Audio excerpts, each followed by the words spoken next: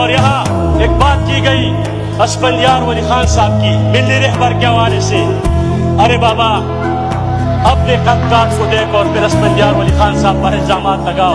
بہت آئے تھے اسفندیار ولی خان پر الزامات لگانے والے.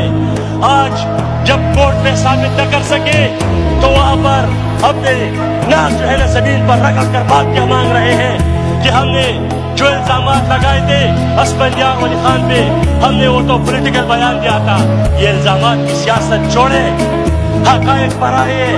یہ 76 سال کی جو کہانی ہے ایک ایک پارٹی کی جو اس ملک میں پاکستان بننے کے بعد جو پیدائش ہوئی ہے, اسٹیبلشمنٹ کی گود سی ہوئی ہے, واحد عوامی نیشنل پارٹی ہے جو برطانوی استعمار کے خلاف بھی لڑ رہی تھی اور آج اس ملک کے استعمار کے خلاف بھی لڑ رہی ہے, اس ملک کے اسٹیبلشمنٹ کے خلاف بھی لڑ رہی ہے, جمہوریت کے لیے بھی لڑ رہی ہے, انسانی حقوق کے لیے بھی لڑ رہی ہے اور اس صوبے کے جو وسائل ہے اس کے لیے بھی لڑ رہی ہے.